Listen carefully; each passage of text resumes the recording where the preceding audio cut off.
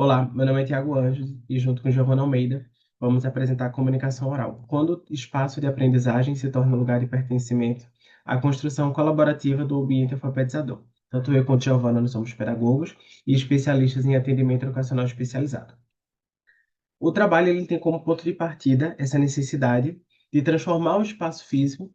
dentro da educação infantil, esse espaço alfabetizador, num espaço que vá além do tradicional, integrando aí práticas que estimulam o pensamento crítico, a colaboração, a criatividade e o senso de pertencimento. Então, como objetivo geral, tanto a nossa prática quanto esse trabalho aqui busca investigar de que forma as experiências práticas com a linguagem na construção e personalização desse ambiente alfabetizador podem promover a significação desse espaço escolar e sua transformação em um lugar interdisciplinar de pertencimento, expressão e trabalho colaborativo. Para isso, a gente precisou primeiro entender o que é espaço. Então, partimos de diferentes áreas, de diferentes teóricos, para compreender e entender esse espaço como um território de significações. Então, o geógrafo Milton Santos vai entender que espaço é esse sistema indissociável de objetos, construído pelas relações sociais e sustentado por intencionalidades, memórias e afetos. Então, quando a gente pensa esse processo de construção coletiva, é não só na colaboração e na autonomia, mas também como um aguçador desse senso de pertencimento oriundo da afetividade. O Wilf Tuan vai falar que, na perspectiva da experiência, o espaço ele é algo abstrato, amplo e potencial que se transforma em lugar na medida que ele é experienciado, vivido e dotado de sentido pelas pessoas.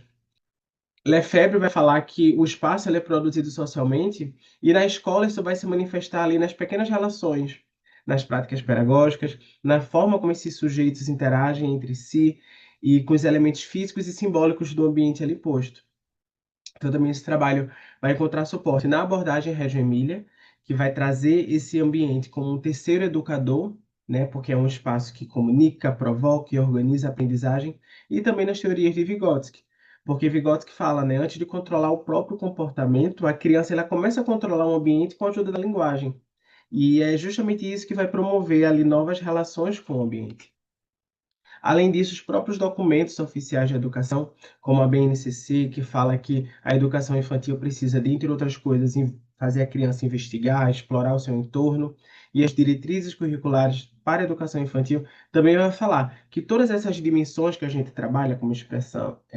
dimensão expressiva, afetiva, cognitiva, motora, linguística, tudo isso ela precisa estar alinhada com a personalização do espaço escolar, onde isso vai acontecer. E isso precisa acontecer com o envolvimento das próprias crianças. Então, a partir disso, a gente traça uma metodologia muito alinhada com o pensamento ecossistêmico, e Morin fala, né, de entender a realidade como uma rede de relações interdependentes. Então, está tudo aqui muito entrelaçado. E aí, a partir disso, a gente faz essa pesquisa de natureza aplicada, abordagem qualitativa, exploratória e descritiva, orientada para o relato das vivências dessas crianças,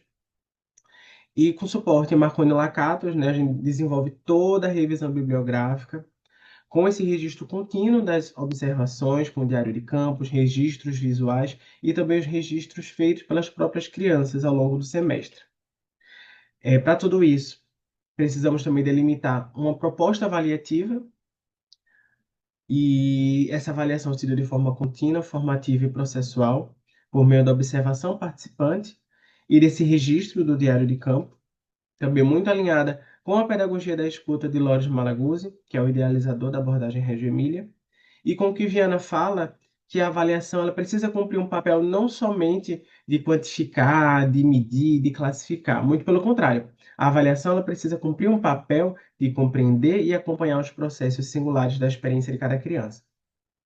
Por fim, o contexto local da pesquisa se deu no CEMEI, Centro Municipal de Educação Infantil Bernard Van Lee, que fica situado na cidade do Recife,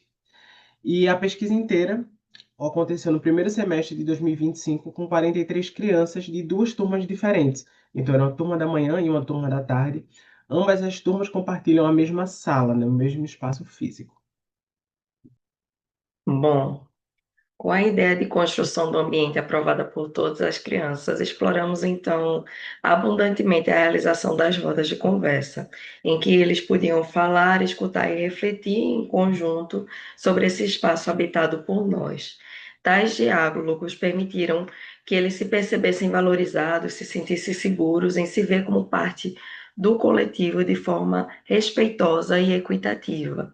Então, com base nos pontos levantados na primeira roda, construímos a chamadinha, que até hoje é o momento que eles fazem questão de estar, ao escreverem seu nome naquele contexto funcional para registrar a presença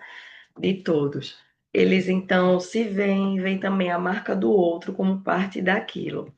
Daí partiu também o Cantinho da Leitura, que foi todo construído em parceria com as crianças, desde a idealização até a concretização, o que faz dele a parte talvez mais acolhedora e instigante do espaço, da qual ele favorece inevitavelmente o estímulo à linguagem, imaginação e ao hábito da leitura. Veio assim também a construção do alfabetário, com a temática de animais, escolhida assim por eles. Ela se inspirou no livro Deus Entra no ABC, onde cada letra e animal produzido pelas crianças foram consultados a partir desse livro, e criamos o Varal das Letras, também inspirado em outro livro, o que tornou a experiência da produção e concretização ainda mais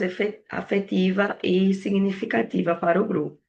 Assim também construímos o quadro da sequência numérica até 10, utilizando papel machê, tudo e caixa de ovo. Foi um momento em que a escola inteira estava trabalhando sobre reciclagem, e as crianças estavam vendo aquilo de forma concreta, na prática,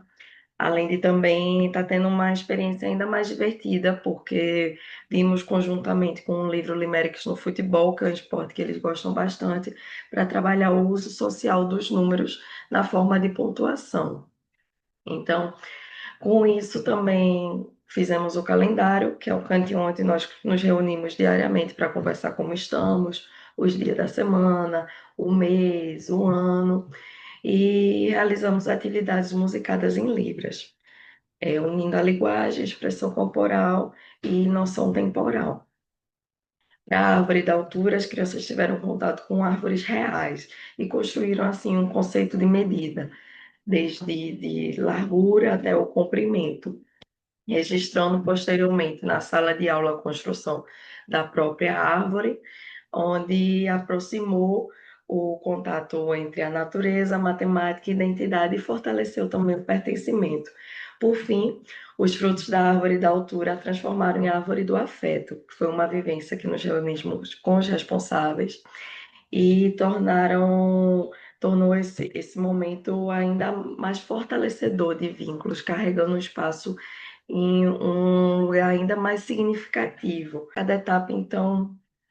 mostrou que a sala de aula é muito mais do que um espaço físico, é um lugar vivo, construído coletivamente, onde a alfabetização se conecta de forma transdisciplinar, arte, matemática, ciências, música, expressão, enfim. Quando a criança se vê representada e participa ativamente daquilo, ela não está lá só para aprender, mas para ser aquilo. E é assim que o espaço se torna verdadeiramente um lugar. Então é isso, a gente percebe que a prática, né, se tornou esse processo pedagógico intencional, transformando o espaço da sala nesse lugar vivo, dinâmico e significativo para as crianças, onde o protagonismo infantil ele emerge de uma forma muito concreta, que é mostrado tanto pelo poder de cocriação e colaboração das crianças, mas também pela autopercepção que eles nutriram, não somente como indivíduos que estavam ali aprendendo, mas também transformando, sendo a educação ambiental esse eixo transversal a todo momento, desde o início até a finalização, que na verdade não é finalização, porque a sala de aula continua, mas a finalização aqui dessa pesquisa, situada no primeiro semestre, ao mesmo tempo fomentando esse cuidado com o outro, cuidado com o ambiente, com o planeta e o exercício da cidadania. Então, cada etapa ela contribui de forma muito singular para o desenvolvimento de cada criança, desde as rodas de conversa, e o processo de escuta e planejamento coletivo, desde as diferentes formas de linguagem que utilizamos durante a montagem de cada espaço da sala.